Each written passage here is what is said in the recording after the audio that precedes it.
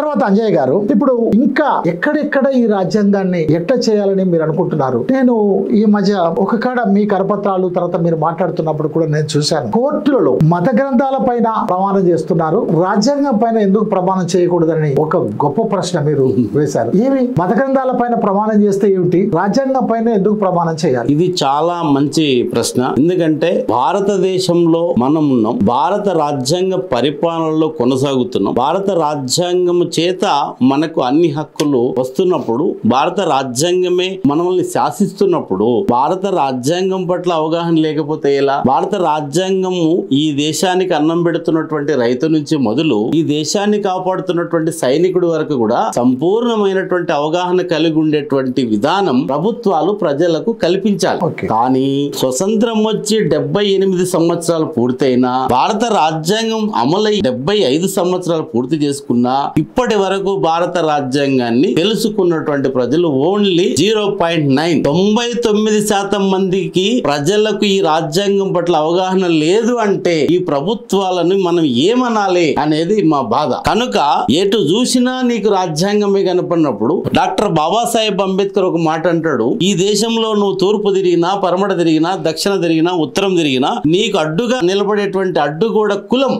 ఈ కులాన్ని నిర్మూలించాలంటే, ఈ కుల గోడలను కూలదోయాలంటే భారత రాజ్యాంగం సంపూర్ణంగా అమలై తీరాలన్నటువంటిది ఆయనకు అన్నటువంటి కలలు. అది రాజ్యాంగంలో ఉంది అట్లా. కానీ కులాన్ని పెంపొందిస్తున్నటువంటి నాయకులు, కుల రాజకీయాలను, మత రాజకీయాలను పెంపొందిస్తున్నటువంటి నాయకులు ఈ రాజ్యాంగాన్ని ఇంప్లిమెంటేషన్ చేస్తే మాకున్నటువంటి ఈ కుల పెత్తనము, ఈ మత పెత్తనము ఎక్కడ పోతుందని భయపడ. అందుకని భారత రాజ్యాంగాన్ని కొద్దిగా పక్కన పెట్టి బైబిల్ మీద, భగవద్గీత మీద, ఖురాన్ మీద ప్రమాణాలు చేయిస్తూ ప్రజలను తప్పుదోవ పట్టించేటువంటి క్రమము ప్రభుత్వాలు చేస్తున్నాయి. ప్రభుత్వాలను లీడ్ చేసేటువంటి కోర్టులు కూడా ఆ పనిలోనే నిమగ్నమై ఉన్నాయి. అక్కడ కూడా కుల గజ్జి ఉన్నది, అక్కడ కూడా మత గజ్జి ఉన్నది. దాన్ని నిర్మూలించాల ఫస్ట్. కనుక కోర్టులలో ముందు ప్రప్రథమంగా భారత రాజ్యాంగం మీద ప్రమాణం చేసేటువంటి ప్రక్రియ మొదలు కావాలని చెప్పి కోర్టులను కోరుకుంటున్నాం. అదే విధంగా ప్రజలను కూడా ఈ పదాన్ని పరిచయం చేసి రిక్వెస్ట్ చేస్తున్నాము. మీరు భారత రాజ్యాంగాన్ని విద్యార్థులకు, యువజనులకు, దేశ ప్రజలకు చైతన్యవంతం చేయడం కోసం చేయాలని మీరు ఏదైతే డిమాండ్ చేస్తున్నారో, అంతకు ముందు రాజ్యాంగ పీఠిక అని ఒకటి రాజ్యాంగంలో పీఠిక ఉంది. ఈ పీఠిక మొత్తం కలిపితే రాజ్యాంగం ఉంది. రాజ్యాంగం యొక్క సారాంశాన్ని పీఠిక రూపంలో డాక్టర్ బాబాసాహెబ్ అంబేద్కర్ గారు రూపొందించారు. ఈ పీఠిక గురించి కూడా మీరు ఏమైనా ఆలోచన చేశారు? మనం ఏమంటున్నామంటే, ఈ ప్రభుత్వాలకు ప్రజలకు తెలియజేసేటువంటి విషయం ఏమిటంటే, అయ్యా భారత రాజ్యాంగంలో ఒక నియమము, నియమావళికి రూపము భారత రాజ్యాంగ పీఠిక. ఈ పీఠికలో సామ్యవాద, సర్వసత్తాగా, సార్వభౌమాధికార, గణతంత్ర, ప్రజాస్వామ్యాలకు నిలయమైనటువంటి ఒక నియమావళిని మనం తయారు చేసుకొని ఇది భారత రాజ్యాంగ రూపము అని చెప్పి చెప్పాం.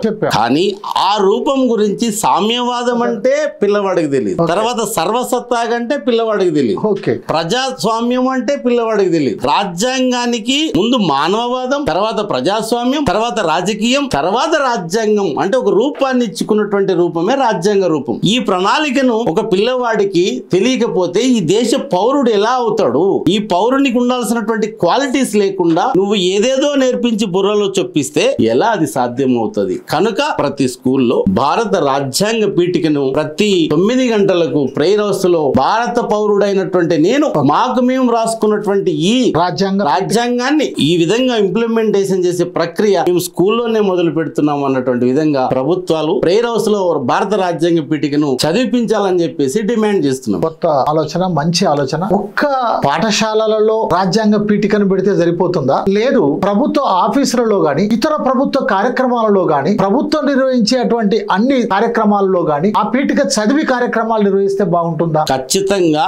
ఏదైనా మతం ఒక ఎగ్జాంపుల్ తీసుకుంటే ఆ మతానికి సంబంధించిన ప్రార్థన ఉంటుంది. ప్రార్థనతో మొదలై కార్యక్రమాలు చేస్తాం, అంతే కదా. ఈ భారతదేశానికి కూడా ఒక ప్రార్థన అనేటువంటిది ఉన్నది, అది రాజ్యాంగ పీఠిక. ఆ పీఠికను ప్రతి పాఠశాలలో, కాలేజీలలో, యూనివర్సిటీలలో ఖచ్చితంగా పెట్టడమే కాకుండా ప్రతి ప్రభుత్వ ఆఫీసులు, అదే విధంగా ప్రైవేటు సంబంధించినటువంటి ఆఫీసులు కూడా, ఎందుకంటే ప్రజల చేత డబ్బు తీసుకొని ప్రభుత్వం అవి ఏర్పాటు చేసుకుంటేనే కాబట్టి రెస్పాన్సిబిలిటీగా ఫీల్ అయ్యి ఖచ్చితంగా అక్కడ కూడా భారత రాజ్యాంగ పీఠికను పెద్ద సైజు ఫోటోలో పెట్టి ప్రజలకు భారత రాజ్యాంగ నియమావళిని అర్థమయ్యేటట్లు చేయమని ప్రభుత్వాన్ని మనం రిక్వెస్ట్ చేస్తున్నాం. అంటే ప్రభుత్వ కార్యక్రమాలలో కూడా పీఠికను చదవాలంటారా మరి మీరు? ఖచ్చితంగా చదవాలి. చదివి ఆ పీఠికను చదివిన తర్వాత కార్యక్రమం ప్రారంభించారు. అది భారత రాజ్యాంగ, నువ్వు అనుకునే ప్రార్థన అనుకో, ఏమైనా అనుకో, భారత రాజ్యాంగ పీఠికలో ఏముందో చదివిన తర్వాతనే మీరు మిగతా కార్యక్రమాలకు ప్రొసీడ్ కామని చెప్పి మనం రిక్వెస్ట్ చేస్తున్నాం. అంటే నాకు ఒకటి గుర్తొస్తుంది, సినిమా ప్రారంభానికి ముందు జనగణమన ఎట్లా పడతారు అట్లనే ప్రభుత్వ కార్యకలాపాలకు ముందు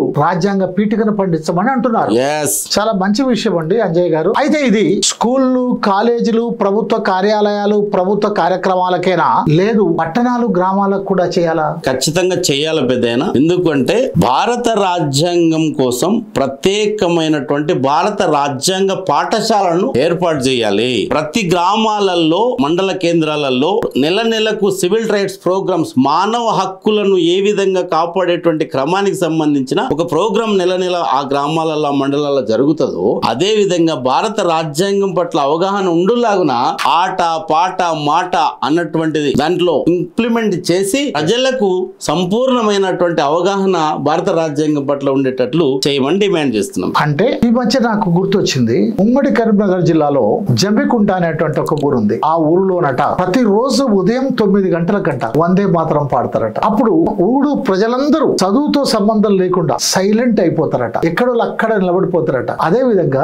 దేశవ్యాపితంగా పట్టణాలలో, గ్రామాలలో, ఆఫీసులలో, కార్యక్రమాలలో మీరన్నట్టుగా రాజ్యాంగ పీఠికను కాక పఠించడం ప్రారంభిస్తే, లేదా ప్రతిరోజు ఒక పర్టికులర్ టైం ప్రకారం ఈ గంటలకు దేశం మొత్తం రాజ్యాంగ పీఠికను పఠిస్తుంది అని ప్రభుత్వం కనుక ప్రకటిస్తే నిజంగా మీరు చాలా విజయవంతమైనట్టే అయింది. అప్పుడు అంజన్న పేరు, ఓ మంచింటి అంజన్న ఎంత మంచి పని చేశాడు అని అంటారు. కరెక్టే. ఎందుకంటే నిజమే, ఈ భారతదేశంలో ఉన్న మనం భారత రాజ్యాంగం తెలుసుకోవాల్సినటువంటి అవసరం ఉంది గనక ప్రభుత్వాలు ఎంత తొందరగా వీలైతే అంత తొందరగా వందే మాత్రం ఎక్కడైతే మనకు ఇందాక మీరు చెప్పినట్టు అక్కడ జరుగుతున్నదో అదే విధంగా యావత్ భారతదేశం మొత్తం కూడా మార్నింగ్ ఇన్ని గంటలకు అని చెప్పేసి మనం అనుకొని ఆ టయానికి ప్రభుత్వాలన్నీ కూడా సినిమా హాల్ అయితే సినిమా హాల్, నువ్వు ఎక్కడుంటే అక్కడ కనీసం ఒక 2 నిమిషాలు 5 నిమిషాలు భారతదేశ ప్రజలందరము ఒక్కటే అన్నటువంటి ఒక సంకేతం ఇవ్వడానికి ఈ భారత రాజ్యాంగ పీఠికను చదివించాలి, చదవాలన్నటువంటిదే మనం చేస్తున్నటువంటి డిమాండ్. చాలా సంతోషం అండి.